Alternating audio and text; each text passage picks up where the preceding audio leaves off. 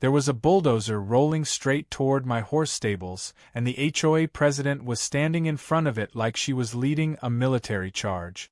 She had a sun hat perched on her head like a crown and a laminated permit flapping in her hand like a royal decree. I was barefoot, still holding my coffee, watching the driver rev the engine while Karen screamed at him to push through my fence. And just when the front loader dropped to the ground like it meant business, my neighbor's dog started barking wildly. Why? Because a sheriff's cruiser had just pulled up behind me. The man inside didn't even bother stepping out. He rolled down his window and said 7 words that made Karen's entire face go pale. "Those horses belong to the sheriff's department, ma'am." And with that, the entire mess unraveled faster than Karen's HOA hairstyle in the wind. It had all started 3 weeks earlier when I agreed to do a favor for a friend. I own 10 acres of land just outside the city limits, technically not under any HOA, but unfortunately right next to a neighborhood that was run like a private dictatorship. My property was zoned for agriculture and livestock, and I had turned the back 5 acres into a quiet space for horses, with a modest stable that sat far enough from the HOA's fences that it shouldn't have caused any issues.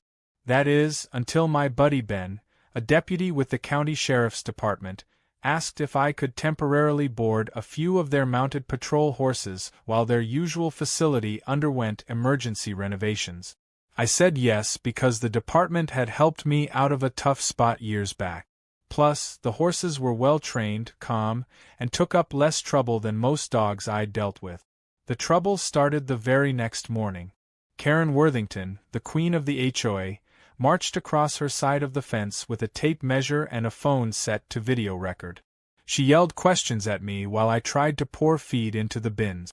Why were there horses? Was I licensed? Did I know how much noise hooves made? She even asked if my permit included manure management. I ignored her at first, thinking maybe she just needed to blow off some steam. But then she started sending me HOA violation slips, printed and slid under my gate, even though I didn't live under her authority. One slip said my stable roof color clashed with the neighborhood palette. Another warned of livestock odor concerns reaching residential backyards. I laughed at first. Then I stopped laughing when I saw a city code enforcement officer parked in front of my driveway the next day. He was confused too. Said he got an anonymous complaint about illegal livestock boarding. I showed him the zoning paperwork and then surprised him with the horses' paperwork. Each animal had a microchip registered to the sheriff's department. The look on his face said it all. Karen wasn't just overstepping her bounds, she was using city services to fuel a personal crusade. The officer shrugged and left, saying he'd be filing a false report citation on the anonymous caller. That only made things worse. Karen escalated. She started walking around with a bullhorn, loudly narrating what she called health violations every time she passed the fence. She printed flyers claiming my stables were unregulated and distributed them to nearby homes. One of my horses, Marley, got spooked by her yelling and nearly broke the gate trying to flee. I called the sheriff's department, and Ben told me to stay calm and keep a log of everything. He said they were already working on something and I just need to give it a bit more time. Then came the bulldozer. It was a warm Thursday morning. I had just stepped out with a fresh mug of coffee when I heard the low roar of diesel. I followed the sound to the front of my property, and there it was, a full-sized bulldozer parked on the edge of my driveway, surrounded by 2 men in neon vests and hard hats. Karen stood proudly in the center, pointing toward my stables like she was guiding an art installation. I walked up, utterly stunned. The driver looked at me and said he had a demolition order for Lot 47, stables to be removed per HOA authorization. I told him there must be a mistake, because this wasn't HOA land. He shrugged and said, "Hey man, we just go where they tell us." That's when Karen shoved a laminated permit in my face, and told me I had 72 hours to remove the horses or they would proceed. I pointed out, as calmly as I could, that this wasn't even HOA jurisdiction. She smiled and said, "That's what you think." That's when everything clicked. She had filed something, probably forged it, to get a permit approved. She was that determined. I warned her, clearly and loudly, that if she so much as scraped the side of those stables, she was messing with county property, not mine. She laughed. She actually laughed and said, "What's a county going to do against the HOA?" She found out exactly what they'd do about 30 seconds later when Deputy Ruiz pulled up behind me in his cruiser. He stepped out, took one look at the bulldozer, then at Karen's laminated permit and raised an eyebrow. Karen started talking fast, using phrases like visual harmony and unacceptable structures, while Ruiz calmly pulled out his radio. I heard him say something like requesting confirmation on patrol horse status and unauthorized demolition attempt at private address. Then he stepped up and told the crew, "You guys might want to back that up before this turns into a felony property damage case." Karen's face shifted from smug to confused to absolutely horrified as Ruiz pointed out the sheriff's department logos on each of the horse tags and reminded her that interfering with government property was a serious offense. One of the workers immediately cut the engine of the bulldozer and muttered something about not wanting any part in this. Karen, of course, started yelling that this was all some conspiracy. Ruiz told her she had 30 seconds to leave the property or she'd be detained. The crew left. Karen stormed off, but not before telling me this wasn't over. Ruiz turned to me and said, "That woman's about to dig herself into a hole so deep she'll meet the HOA president on the other side of the planet." I stood there, still holding my coffee, staring at the tire marks in my gravel driveway and the nearly bulldozed stables behind me. Marley neighed in the distance, calm again now that the noise had stopped. I couldn't believe how fast things had escalated. But I had a gut feeling this was only the beginning. Karen wasn't the type to take a loss quietly. I knew it wouldn't be long before she tried something worse. What I didn't know was that her next move would involve forged permits, fake security cops, and a plan that would blow up in her face so spectacularly it would become the top post on every entitled people thread across the internet. The morning after the bulldozer incident, I thought things might finally calm down. I had filed an official complaint with the sheriff's department, and Deputy Ruiz assured me the department's legal team would be following up with formal charges if Karen tried anything else. But peace and quiet were apparently foreign concepts to the HOA queen, because by sunrise, my mailbox looked like it had been vandalized by a paper storm. There were a dozen brightly colored notices taped to the post, shoved into the box, and scattered on the gravel. One was even stapled to the fence post, stapled.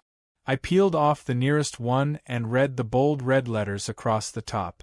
Final warning, unauthorized structure and unregistered livestock.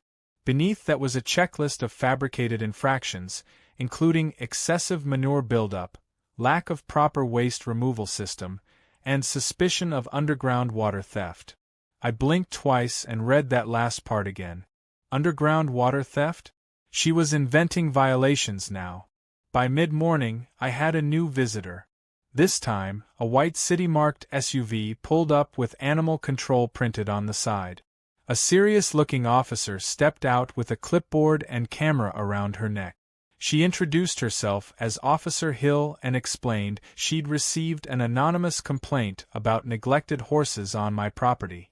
I told her I already knew who filed it. She didn't say anything, but the slight eye roll gave her away. She asked permission to inspect the animals and I agreed, showing her through the side gate and down the path to the stables.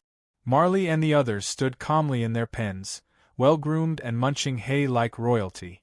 Their hooves were clean, their water was filtered, and each wore a microchipped halter registered to the sheriff's department.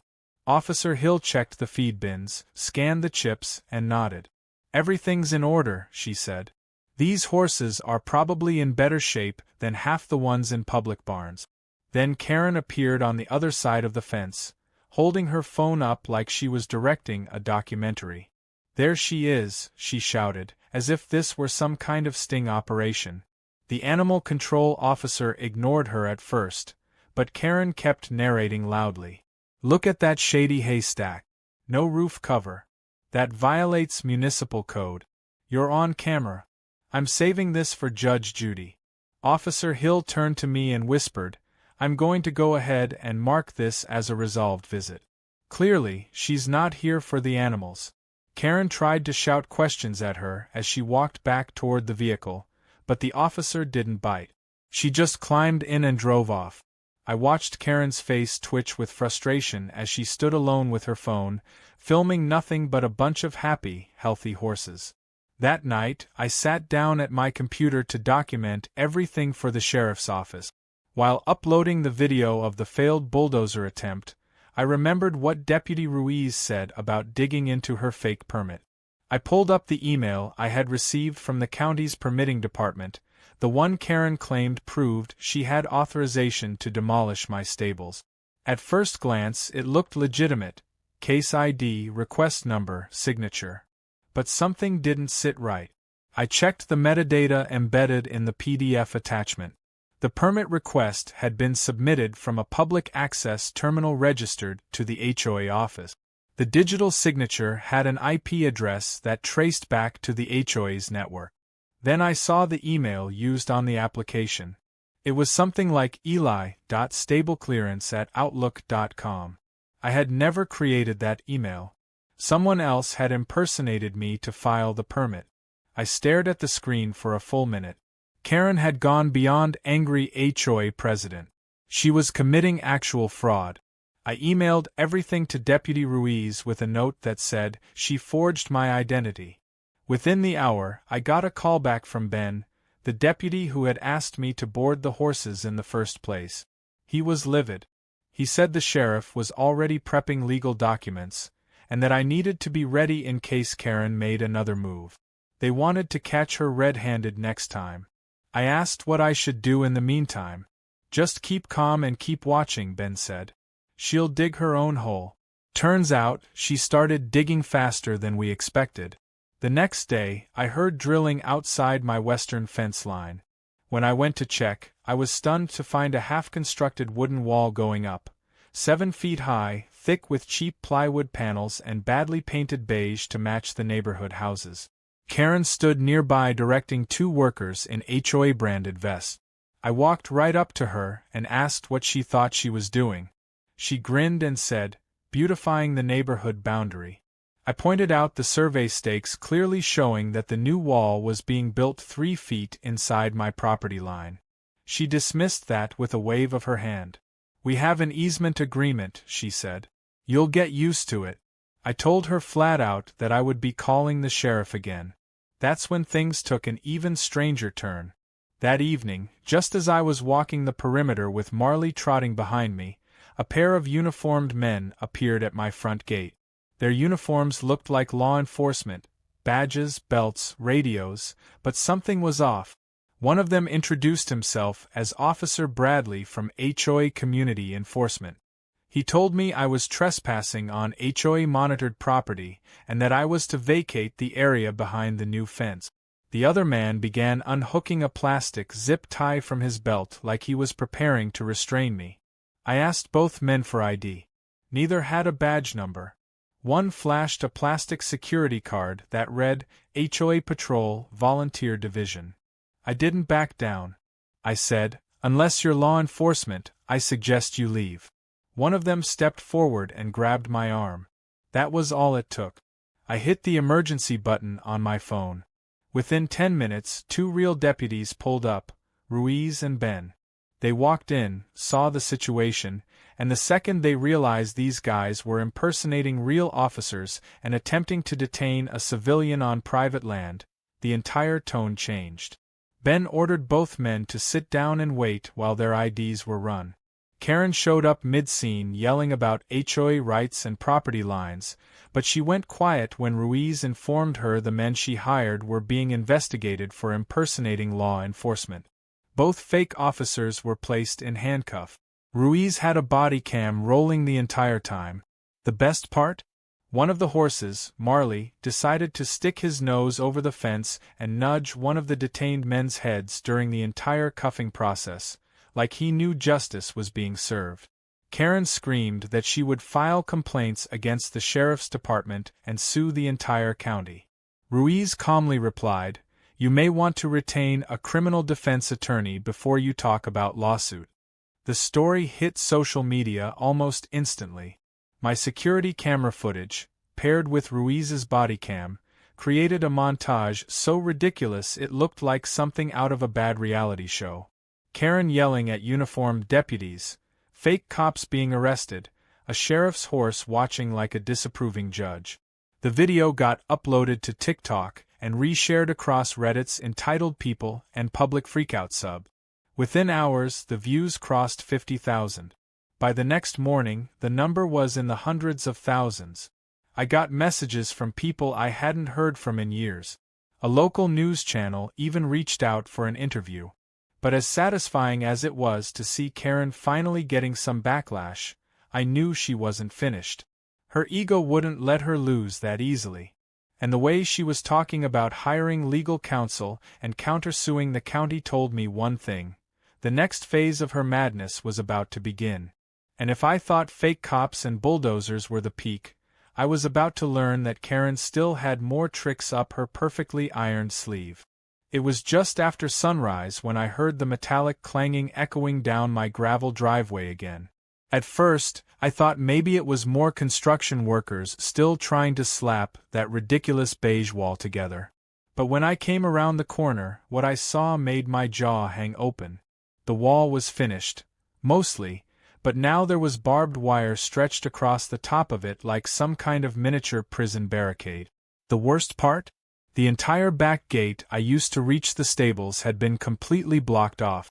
There was a padlock on my own gate, and a new sign that read, "Private HOA Utility Access. Do not enter." It looked official. It wasn't. And right in front of it stood Karen, dressed in athletic wear like she'd come for a morning power walk but stayed to orchestrate a land invasion. I didn't even bother yelling. I just took a photo and dialed Deputy Ruiz. He picked up after the first ring and sighed as soon as I said, "She's put up barbed wire and locked my gate." He told me to stay put and that he'd send someone immediately. While I waited, Karen strutted over like she hadn't just committed trespassing and vandalism. She had that smug, sugar-sweet tone in her voice that always came right before she said something absurd. "You should be thanking me," she said. "That stable was a hazard. We've repurposed the space for HOA stormwater management." I stared at her, blinking. "Stormwater management? There's no drainage system here." She smiled. "Not yet. But it's in the long-term neighborhood improvement plan. You'll get your own copy soon." Then she patted the padlock like it was a trophy and walked off humming a tune. 15 minutes later, a different deputy arrived, one I hadn't met before. He examined the wall, the wire, the lock, and asked if I had property documents on hand. I brought out the land survey maps, showed him the clear boundary lines, and pointed out the fence that Karen's crew had crossed. He didn't look surprised, more disappointed, like a parent dealing with a kid who keeps setting off the fire alarm for fun. He snapped some pictures and said he'd escalate the report up the chain. He also added that tampering with someone's gate on private land might qualify as criminal mischief, especially if livestock access was blocked. I said, "Livestock's the sheriff's horses." His eyebrows lifted, and he muttered something like, "Oh boy, she picked the wrong stable to mess with." That night, as if all that hadn't been enough, I saw headlights approaching around 10:30. My cameras buzzed with motion alert. At first, I thought maybe it was just another HOA patrol. Karen had been sending volunteers on nightly rounds ever since her fake cop stunt backfired. But when I looked through the window, I saw 2 unmarked SUVs slowly creeping along the fence line. I grabbed my phone, opened the surveillance app, and zoomed in. 4 people, dressed in dark clothes, carrying what looked like surveying equipment or scanners. Except they weren't marking boundaries. They were scanning the ground near the new wall.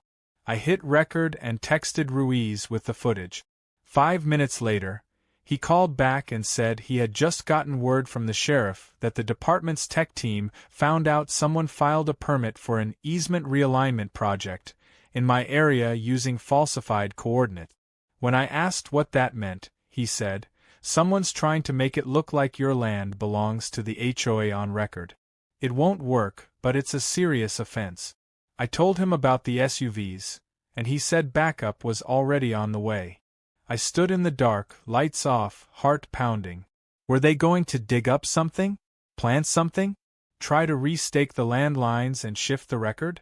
When the real deputies arrived, the SUV crew tried to scatter like raccoons caught in a trash can. But they didn't get far. Turns out they weren't even land surveyors. One of them was a hired contractor from a signage company, and the other three were volunteer members of the HOA's newly invented Territory Mapping Committee. I had no idea that even existed until Ruiz showed up, smirking, and told me Karen had invented a whole subcommittee to justify her obsession with my stables. The sheriff's department detained them for questioning. They weren't charged immediately, but the department made it clear that if even a single property line marker had been moved, it would escalate quickly. The footage I captured was gold.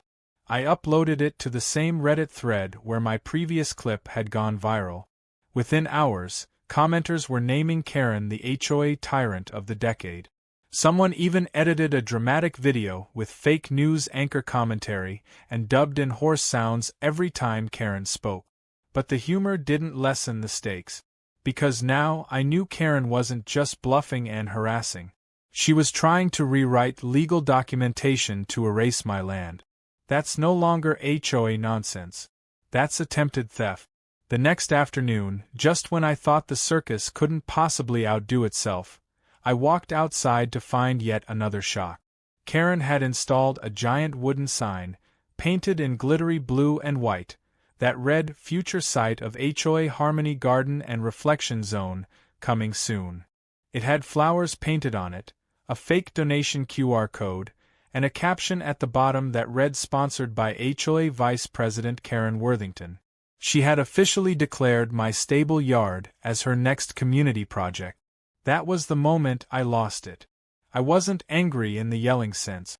I was angry in the cold, focused, lawyer with a filing cabinet sense. I went back into my house, locked the door, turned on every light in the office, and started digging. Karen didn't realize I had access to more than just old survey map. I had archived emails, zoning applications from when I first bought the land, and even copies of her HOA's own charter. One clause in particular jumped out at me. The HOA shall have no jurisdiction over adjoining lands not formally annexed through mutual consent and recorded transfer. That one sentence was about to become her worst nightmare. I forwarded everything to Ben and asked him to run a few things past the county's legal affairs liaison. Within hours, they confirmed something critical.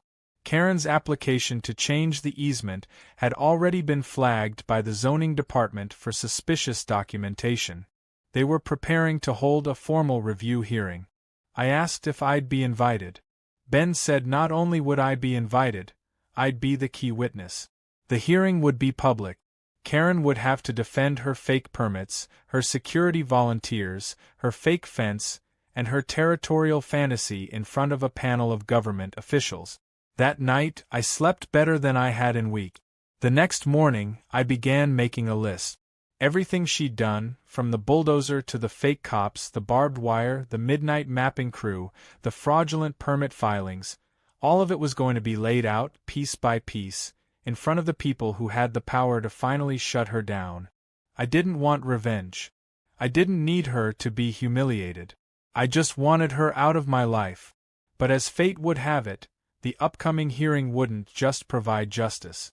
It would deliver the most unexpected and satisfying twist of the entire saga. Because someone else was about to join the fight, and Karen had no idea just how personal it was about to get. The day of the hearing arrived like a thundercloud on the horizon, heavy with tension and the promise of a reckoning. I dressed in clean jeans and a button-down shirt, tucked my documents into a manila folder, and drove to the county administration building where the zoning board met every second Wednesday. The room wasn't large, but it was packed. HOA board members sat in a tight, whispering cluster on one side, Several neighbors from Karen's community filled the back row, and a local news camera was quietly setting up near the corner, apparently tipped off by someone online. I scanned the room and spotted Karen seated near the front, legs crossed, wearing a pale pink suit and that same self-satisfied expression like she'd already won. She was flanked by her attorney, a stiff-looking man in a navy blazer who glanced over at me with the smugness of someone who thought this whole thing would be over in 10 minutes. The zoning panel consisted of 5 people, 3 commissioners and 2 legal aides, who sat behind a raised bench. Once the session began, they moved briskly through minor issues until they reached our case, which they labeled, Petition to Modify Easement and Enforcement Dispute, HOA versus Adjacent Property Owner. The chairwoman adjusted her glasses, looked directly at Karen's lawyer, and said, Begin. Karen's attorney launched into a speech full of empty phrases like community improvement, easement misunderstandings, and mutual benefit. He insisted that the stable was too close to residential properties and that the HOA had attempted to resolve the matter peacefully through beautification effort. When asked about the fake permits, he claimed it was a clerical error. When asked about the fake cops, he described it as overzealous neighborhood security volunteers misunderstood by the community. By the time he was done, even some of the HOA members behind Karen looked uncertain. Then the chairwoman turned to me and said, Mr. Ward, your side? I stood up and calmly placed a thick folder on the podium. I began with property deeds, showing the clear legal boundary that defined my land as outside the HOA's jurisdiction. I showed satellite photos, surveyor markings, and HOA charter excerpts that stated they had no legal authority over my property. Then I laid out the timeline, the unauthorized demolition order, the forged email, the barbed wire, the padlocked gate, the midnight mapping crew, the security impersonators. I played security footage clips on a screen they had prepared, including the moment Karen's volunteers attempted to detain me while a sheriff's deputy pulled up in the background. I didn't need to embellish anything. The facts spoke for themselves. The panel members scribbled notes furiously. One commissioner asked Karen's lawyer if he was aware of the forged permit being traced back to the HOA office's IP address. The man mumbled something about delegated responsibility and administrative confusion. The chairwoman leaned forward and asked Karen directly, Did you authorize the filing of demolition permits under Mr. Ward's name? Karen, for once, didn't have a rehearsed answer. She blinked, adjusted her pink blazer, and said, I believed it was for the community's safety. When pressed again, she added, Mistakes were made, but I don't think anyone was harmed. That was the wrong thing to say. A man in uniform at the back of the room stood up. It was Sheriff Donnelly, the head of the entire department. He walked to the front of the room, uninvited but welcomed by the nod of the chairwoman. In a calm, clear voice, he addressed the panel. I'd like to add on record that the horses stabled on Mr. Ward's land are part of our mounted patrol unit. Due to ongoing renovations at our facility, they were under the protection of both Mr. Ward and our department. Any interference with them is not only reckless but a potential obstruction of county operations. The entire room went silent. The sheriff continued. Ms. Worthington's actions not only endangered these animals but also disrupted the function of this department. We are currently preparing a separate criminal case related to identity fraud, false filing of government documents, and impersonation of law enforcement. You could almost hear the oxygen leave Karen's lungs. The panel needed only 20 minutes to reach their verdict. They ruled that the HOA had no claim or jurisdiction over my land and ordered them to remove the wall, barbed wire, and all signage within 72 hours. They added that failure to comply would result in fines of $5,000 per day. They also recommended an immediate county investigation into the HOA's leadership for abuse of authority. Karen tried to interject as they concluded, saying, But what about the community garden? But her words were drowned out by murmurs and stares. After the hearing, I walked out into the parking lot with a sense of relief washing over me for the first time in weeks. But the surprises weren't over yet. As I approached my truck, a woman called my name. I turned to see a tall lady with short dark hair and a county badge clipped to her blazer. She introduced herself as Melissa Grant, County Legal Affairs. She handed me a copy of a separate case file and said, "You're going to want to read this. Turns out, your HOA friend filed 3 other fraudulent applications under different names. Yours and 2 neighbors. She's looking at multiple charges." As I flipped through the paperwork, my phone buzzed with a message from Ben. It was a screenshot. Karen had just been formally removed from her position as HOA president, effective immediately. A replacement would be elected at the next emergency meeting. Along with the screenshot was a short message. "Told you to give her rope. She tied the knot herself." By the time I got home, the wall had already been partially taken down. Whether it was out of fear of the fine or shame, I didn't know. The horses seemed calmer, almost as if they sensed the tension had passed. I stood by the gate and watched Marley nudge the hay bale like he was reclaiming his turf. I chuckled. He'd been the most patient creature through the chaos. Later that evening, I received an invitation in my mailbox, not from the HOA but from one of its former board members. It was an apology letter and an invitation to speak at the next community town hall about land rights and neighbor boundaries. I politely declined but thanked them for finally seeing reason. The same person left a second note a day later, apologizing for voting Karen into power in the first place. Seems regret was spreading faster than HOA newsletters ever did. 3 weeks after the hearing, the property finally felt like it belonged to me again. The barbed wire was gone, the padlocked gate had been removed by county order, and the garish Harmony Garden sign had been taken down and carted off like it was radioactive. A crew from the HOA, this time hired by the interim board, showed up quietly early one morning and dismantled the rest of the wall without a single word. They even left behind a thank you card that someone had scribbled on with what I assumed were guilty hands. The card read, "Sorry for all the madness. We didn't sign up for this. We hope the stables stay." I kept it on the fridge, not out of sentiment, but as proof that at least someone in that mess had found their conscience. For the first time in months, my mornings weren't filled with shouting, paperwork, or bulldozer engines.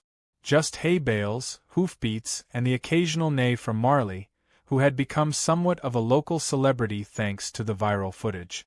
The sheriff's department had completed their renovations and offered to take the horses back, but I told them they were welcome to keep using my stables as long as they needed. Sheriff Donnelly, who had become a surprisingly casual visitor to the property by then, pulled me aside one afternoon and said the department had voted to apply for a small community grant to upgrade the stables officially. They wanted to install better lighting, add a small emergency shelter, and wire up solar panels on the roof.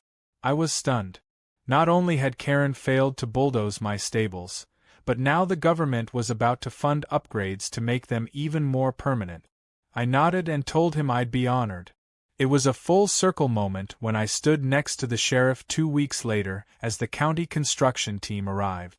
Marley stood calmly nearby, chewing on his feed while the workers began laying down concrete for the new foundation beams. Where once there had been chaos, now stood renewal. Karen's attempts to erase the land had only ensured its protection. Ironically, she had made the stables more legitimate and durable than ever. Even the county zoning board approved the new upgrades unanimously. No hearings, no objections, just a rubber stamp and a handshake. Meanwhile, Karen's life had turned into the very drama she once inflicted on others. Following her public fall, she had resigned from the HOA board entirely and vacated her house just a week later. Some said she moved out of town. Others said she was staying with family. There were even rumors that she had tried to sue the county, but her case had been dismissed almost immediately. The fake inspector stunt, combined with her pattern of forged documents and security impersonations, left a trail of legal consequences that would likely follow her for years.